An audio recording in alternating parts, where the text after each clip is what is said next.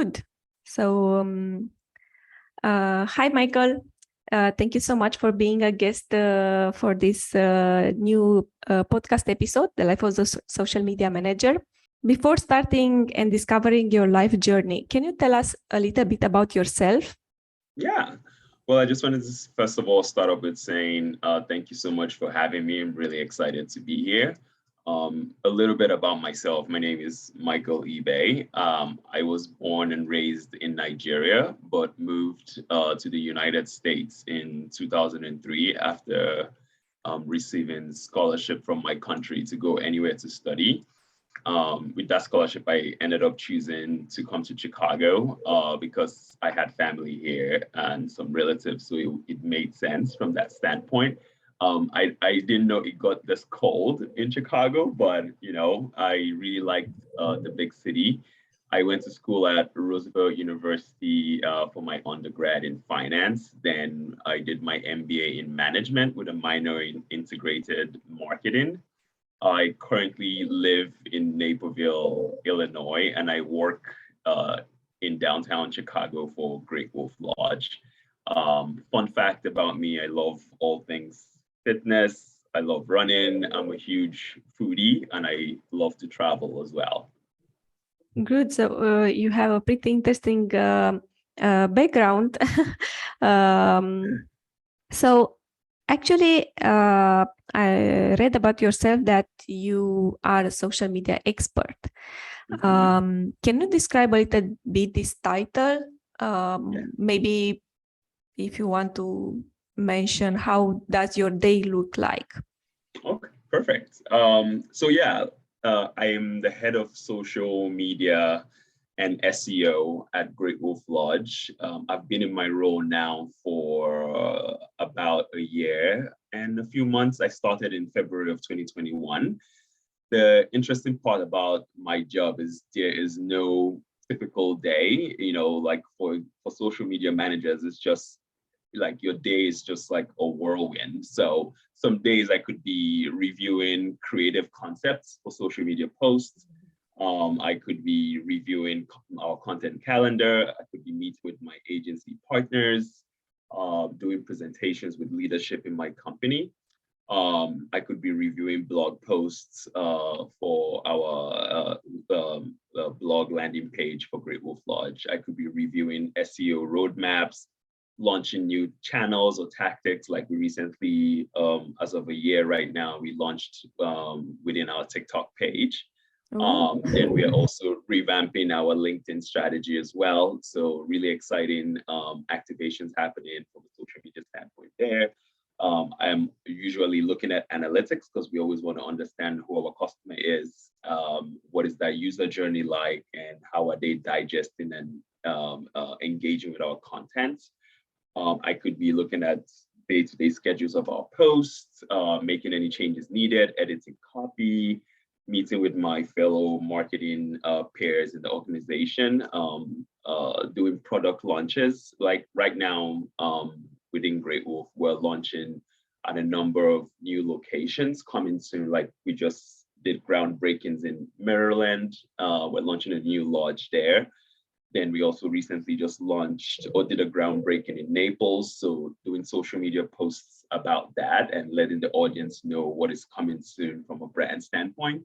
Then also reviewing, we have a number of promotional opportunities as well, like sales, big brand sales that happen. So it's like, how do we concept and create content that is really captivating that people want to take advantage of the sale and convert.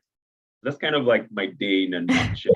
It sounds all over the place, but it's pretty structured, but it's never a typical day. Like one day I could be doing one thing, the next day is a different thing all in general. But yeah, that's the exciting part that I love about social. It's not one thing you come to expect on a day-to-day basis. It's always changing. Yeah, true that. Social media is always changing. And actually, we did a study last year about the life of a social media manager. So we do some interviews and some interviews and in the research. Yeah. Yeah. And we found out that everyone has this schedule. So it's different for everyone, because all the time some updates are coming, or Adam Mosseri announced something new for Instagram, for example. So most of the social media managers are struggling with different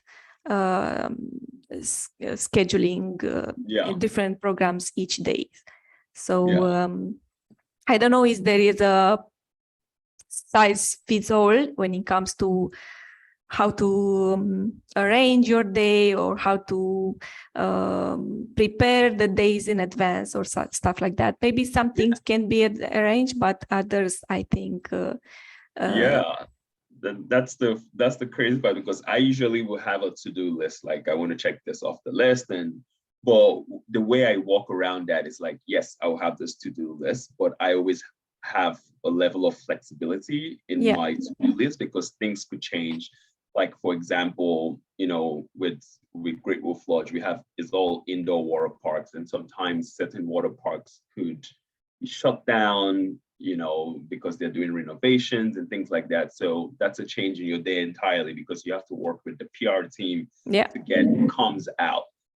Then I have to take that communication and also communicate back to our community on social and let them know, hey, if you live in the Gurney, Naperville area, the lodge there is going through a renovation, here's a coupon, things like that. So having a set structure in your day-to-day, but having a level of flexibility of that added layer of, if something changes, you can quickly pivot, and it doesn't really disrupt your day that much. Yeah. How did your passion for social media start? Oh boy. That's a loaded question, but I'll take it from the top, then walk my way down. My passion for social really started because I love data and analytics. I'm a creative at heart. I enjoy storytelling, and I typically love enjoying new things. So I began my career on the advertising side, working on the agency side for some agencies. Like Mindshare was one of them, Performix was another. I think Mindshare is a Publicis agency, and Performix is like a WPP agency. Maybe I actually reversed that.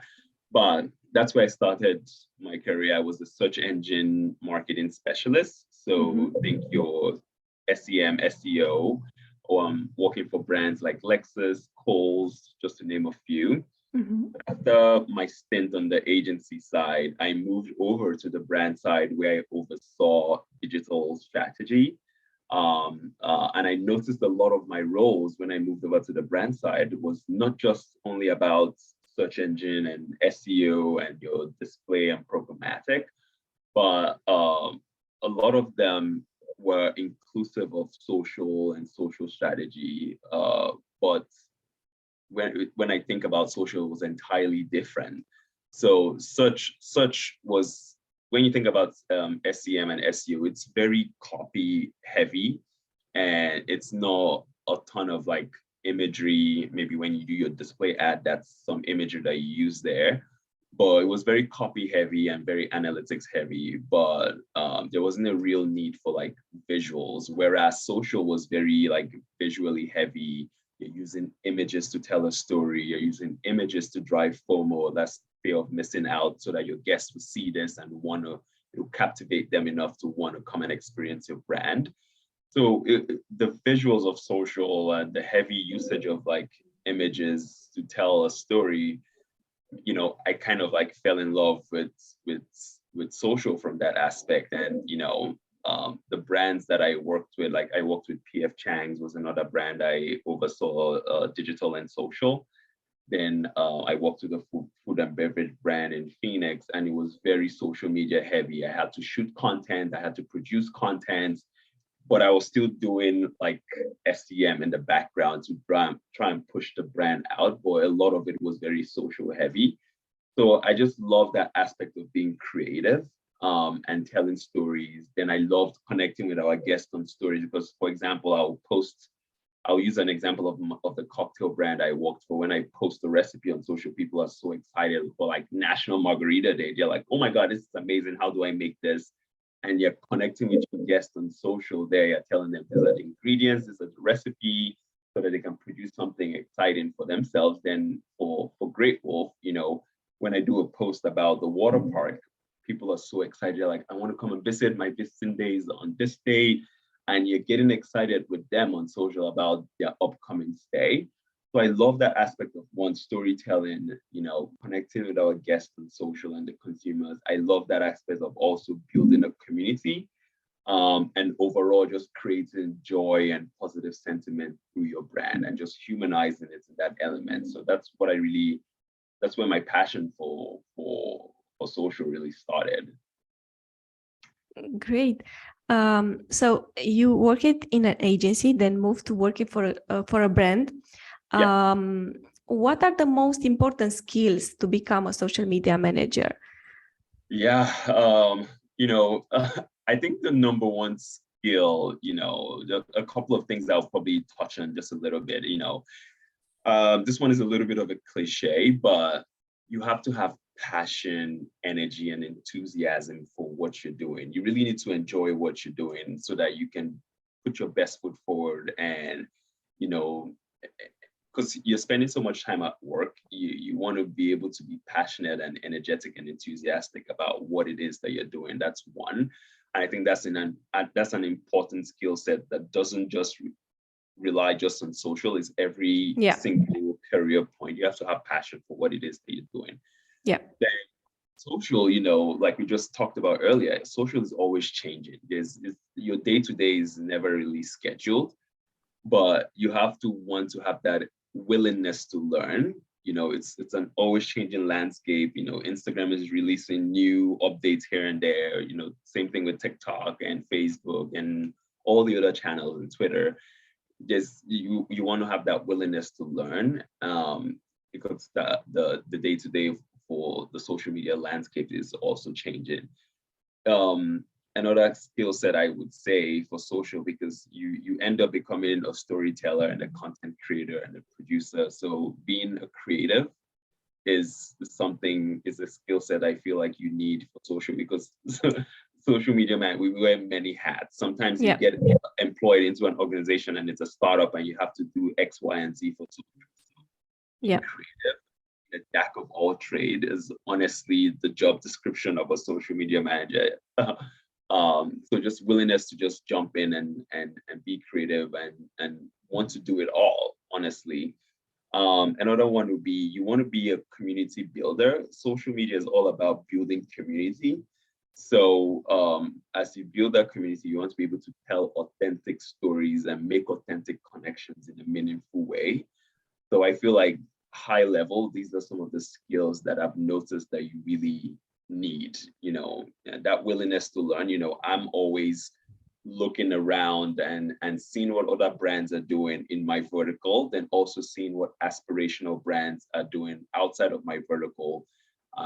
Listening to podcasts like Socialinsider, going to social media conferences and learning what other brands are doing to be successful is really one of the important skill sets, out of everything, is that willingness to learn and just see what's next and upcoming out there in the social media space and bring it back to your brand. Yeah. You are right with the fact that the social media is only changing. I think another thing as a skill for the social media managers is maybe to feel comfortable to create videos, because TikTok is about creating spot-on videos, non-edited. So you have to be creative in a way and authentic in a way that to make sure that you create and it's easy for you to go and create TikToks. So it's challenging. It's not for everyone, of course. But as you said, being creative helps you a lot, and make sure you create authentic stories to connect your brand with your audience with your brand. Yeah. Can you tell me what are some key elements for creating a good to great social media strategy? Yeah, some key elements for creating a social media strategy, I would say staying on top of trends. Social is always, like I mentioned, it's always a changing landscape and different trends are coming up and going. So really making sure you're listening and seeing what is trending out there and making sure you can bring that back to your brand to develop an innovative strategy. Another element, I would say is really understanding your analytics, seeing how people are digesting your content, and that will be helpful when you want to do like content audits and, not everything you're going to post is going to drive the most engagement, but, doing a deeper dive into why is it not resonating and how do I optimize and reverse strategies. So I feel like, a key element for social media today is really staying on top of those trends of what is happening in the space, looking at what your competition is doing to drive success in their social media channels, then also looking at aspirational brands, tapping into your audience. The other benefit too is like, for example, one of the things we do that I feel like we're successful in is we are always asking our audience, what do you want to see from us? What more do you want to see from Great Wolf? So we do polls on stories and asking those questions, and we take that information back and ingest it into our content strategy and when we're curating and concepting ideas and what it is that our audience would like to see. So I think those items would be what I feel will be those key elements for social media today. Good. So yeah, it's pretty important to start with your audience, to understand analytics and to see what your competitors are doing. And maybe I think before starting creating content, maybe conduct a social media audit to understand what's performing and what's not. Yeah. How would you describe social media today? Oh, this is the fun part. I would describe social media today as, a test and learn environment. You have to keep your eyes and ears peeled to what is happening in this space. Like you just touched on a little bit ago, like when you're creating content on TikTok, TikTok is all video. Now Instagram is moving to that concept as well of short form video, really sweet, to the point, engaging, is captivating, you're telling a story. So I feel like social media today is really, what you post today can go viral. What you post tomorrow might not go viral, but you're looking at your analytics and saying, what is it that I'm doing that is not as engaging, and how do I optimize the strategy? So I would say social media today is a test and learn environment where you're keeping your eyes and ears peeled into what is happening today and what changes are taking place, what trending sounds are taking place in order for you to drive virality. If that's your goal, what is your competition doing? Like I talked about earlier, you want to stay up to date on that. How do you take all that and put it into a strategy that allows your brand to stand out amongst your competition and amongst everybody else on social? Because it's 2 seconds when somebody's scrolling up and down. You want to really captivate them enough to stop and say, whoa, what is this content? And really, who is this brand? And then eventually drive them to your site to learn more and in turn drive conversion there. So yeah. And I think that another way, I think that if I have to describe how is social media today, I think it's a place where you can see how your audience respond to your messages and to your products. And I think social listening is important to see if they are engaging and what are their feeling, their emotion as when you are posting on social, and how they are replying to your messages on social. So yeah, it's a place where you have, where you can get this feeling of how they are feeling when about your brand and your products that you are selling. But what's your take on organic versus paid? Which one are you? Yeah, it's funny you asked this question because I at Social Fresh, the conference that I went to, I touched on this a little bit, and I'll give you my perspective. And it'd be interesting to learn how other people view organic versus social. But this is how we typically view organic versus social, at least in my strategy for Great Wolf Lodge and or other strategies that I've worked with other brands.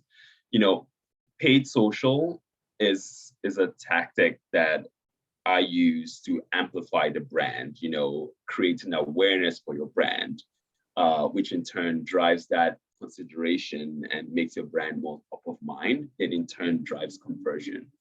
So that's how I look at paid social, because you want to reach people that are not your typical audience. So that reach and impression and how do you cut through that clutter to reach people outside of your area for them to really learn more about who is this brand that I'm looking at right now, and then drive them to get excited about your brand and convert. From an organic social standpoint, it's really about, yes, you've reached this new audience with paid social. Maybe that new audience now is following you. So from an organic social standpoint, how do you continuously keep them engaged? So you're creating a community with engaging content that is thought-provoking to them, and it adds value to their day-to-day that they want to keep continuously following you. So that's how I see it. They work together, but there's a little bit of a differentiator into each of them as a tactic. So paid social, reaching people outside of your audience, really amplifying the brand. Then organic social is like, now they're following your brand. How do you continuously keep them engaged through amazing content, storytelling, social listening to understand what it is that they're really liking about your brand, and doing more and being innovative to really keep them going. What are the most important lessons you've learned through the years? Yeah. So, when I think about social, technically we're like salespeople, in the sense that we're always selling to the larger teams why social is important and why it should be an important part of your marketing tactic. Because one of the things that I've noticed in each role that I've gone to for the different brands that I've worked with is like, yes, they want a social media person, but once you get there, it's like, now you have to really educate them on why is social important, why social should be part of your top 5 marketing tactics, and show them examples like, your competition is doing this is how they're successful in social, and this is strategy that I'm putting together for how we should be successful and innovative. So I feel like, one of the important lessons that I've learned is like, we are technically kind of salespeople, in the sense that we're selling our strategy and we're trying to sell why we're so important to be part of the organization and the part of the marketing team. The other thing too that I've learned is you really don't need a full-blown creative budget to create and develop content for social. The most successful content that I've had gone viral on Great Wolf Lodge is content that I've shot on my phone, or content that my agency partner has shot on their phone, and we posted on social. Like, for example, I think it was National Water Park Day last year. And when I went to visit Great Wolf Lodge for the first time, I just took a video of this lazy river in the lodge. And for National Water Park Day, I was like, oh, I have this video, let me just post it. I posted it and it got over 500,000 views on TikTok. Then on Instagram Reels, it got over like 200,000 views. So it's like, this is like a simple short form video content that was just captured on my phone. And we see that, and we've shot a ton more videos that have done equally well with just lo-fi produced content on the phone. So, when I think about how we can be, because with social, you have to be quick and nimble. When I think about that, it's like, there's no need to have like a full-blown creative budget to produce content on social. You can just shoot it quickly on your phone. Maybe there's some initiatives that would require a bigger budget. Maybe it's like your paid social ads. Even paid social ads right now too are looking at lo-fi produced short form content. So it's taking into account those things that are and trends that are happening, because people want authentic storytelling and they know when things are highly produced. And most of our highly produced content usually don't get the most engagement. It's our lo-fi content. So those are kind of the two important things that I feel I've learned from social. Is we're salespeople because we're always selling a strategy, and you typically don't need a full-blown creative budget to shoot content for social. Social is quick and immediate. So if you see something trending, take your phone, shoot it, make it brand ownable, and post it, because you want to tell it from your side, and you just don't want to jump on every single trend and just be spamming everybody on social. You want to make it ownable and have a strategy behind. Even though you're shooting it from your phone, you have to be timely and strategic in how you post and schedule that post to go out. Yeah. These two lessons that you've learned make me remember about a study we did last year, I think, about the videos on Facebook and the videos on the format videos on Facebook. So we discovered that the most performing type of videos for brands are the vertical videos. Once most of the video published by the brands on Facebook were landscape. So basically, there were high produced video filmed with some agencies, and actually, when you are looking at the performance, the videos filmed with the phone, the vertical videos filmed with maybe some phones return a higher engagement rate compared with those that are landscape. So I think it requires a mindset shift here, because brands are expected to be to be on social in some ways, but people are preferred to be more authentic, humanized, and using your phone, it's a way to be more authentic and create a meaningful relationship with your audience on social. So it's hard for brands to understand this, and mostly I think maybe for managers or the people that are C-level, it's hard to understand to see social media this way. But as you said, we have to be salespeople to promote social media in a way we are seeing it. What are the most significant challenges you faced in your career? The most significant challenges, I think I touched on a few of them.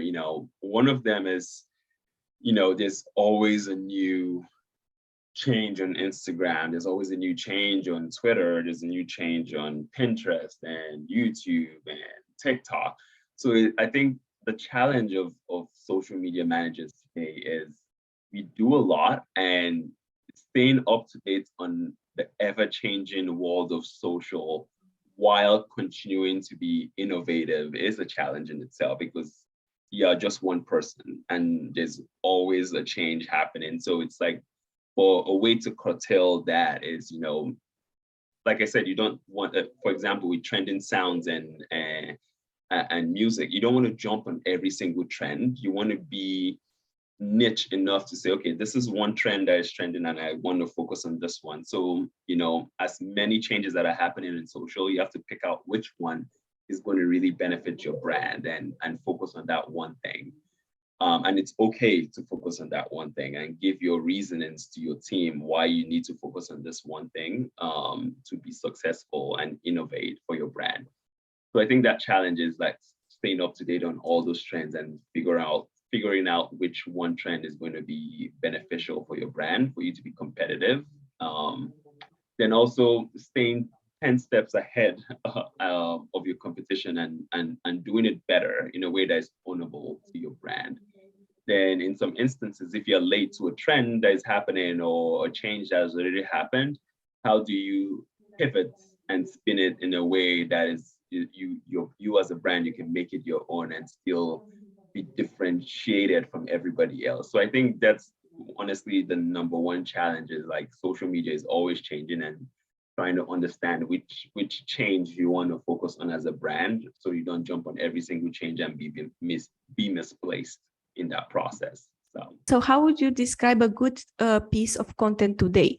Where do you think people share posts from brands on social? Yeah, this one is a little bit of a hard question, but so yeah, I feel like it's a little bit of a hard question. Before you push content out, you as a social media lead for your brand, you really, when you think about a good content, you really have to get excited about that content and be happy with it. But we are in a day and age where, in the social media world, where we gauge success based on likes, shares, saves, etc.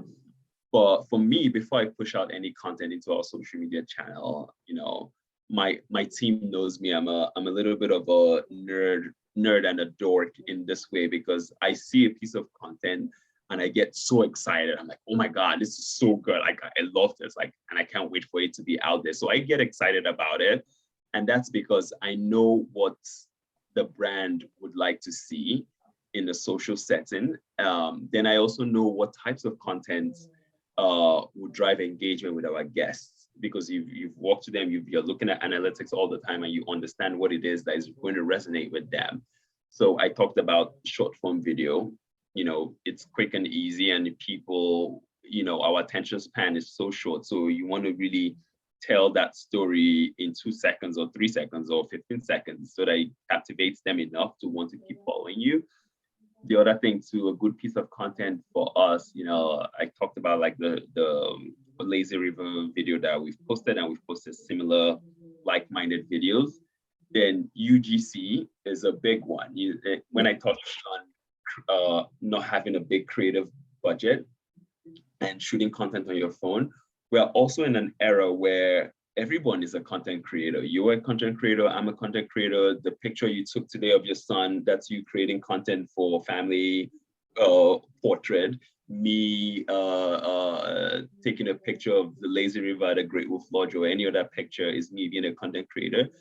And we have all this huge visitors to the lodge that are always posting about Great Wolf Lodge on their stories and their feed.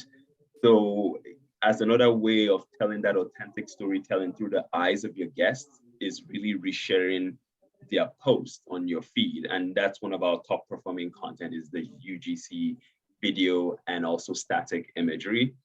So we've embedded that into our evergreen content strategy as well. Then we do a lot of, we're a hospitality brand, so big focus for us is food and beverage. So we do a lot of recipe posts. We do a lot of Facebook Lives as well.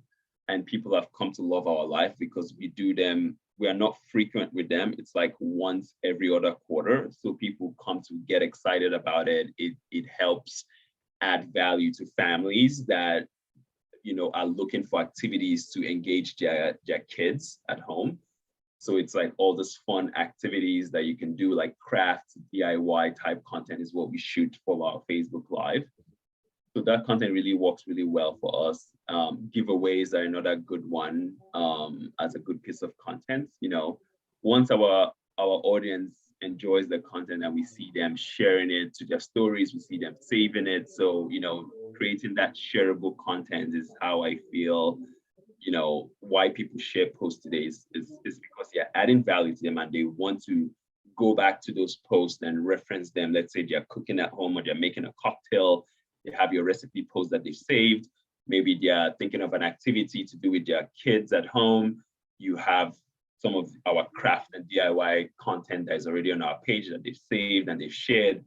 So it's really understanding what your audience persona wants to see from you and reviewing your analytics to see what it is they're saving, what it is they're sharing, and producing more of those. Yeah, so basically the content that create value for your audience is the content that that gets the most shares and saves on social media. Yes. So when it comes to measuring success in social media, you said that you look at saves, likes, shares. Would you like to add something else here? Yeah. So the other thing too we do, especially with paid social, is we do a lot of brand lift studies. So essentially, we're asking people, when was the last time you saw a Great Wolf Lodge ad? And okay, we're running an ad this week and we have like some brand lift studies going out, and we asked our audience like a poll. It's like, you saw a wolf running through the screen. What brand do you think that was? So we do a lot of brand lift studies just to gauge sentiments and also to gauge share of voice as well. Like, are people gravitating more towards us versus the competition? So when we're looking at measuring success on social, we're usually also measuring brand persona with social, and those brand lift studies really helps us understand how we are resonating and what is our share of voice out there.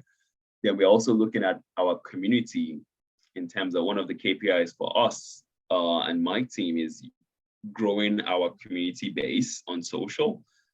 So we're looking at how that is growing, are we, and your growth in communities because people are seeing your content and they want to keep following you and they're sharing it with your friends, and they're hearing more about your brand and they want to see more of what you're doing. So that community base is want to make sure that it's growing year over year, month over month, week over week.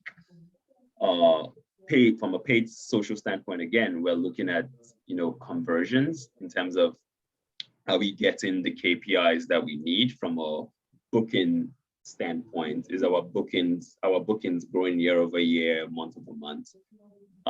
We're also analyzing our KPIs versus industry benchmarks as well. So we have, for example, for engagement rate, is our engagement rate performing in line with industry benchmarks, or is it surpassing that? So that way it tells us, okay, our content is really resonating with our guests and is resonating better than the industry as well that we're in.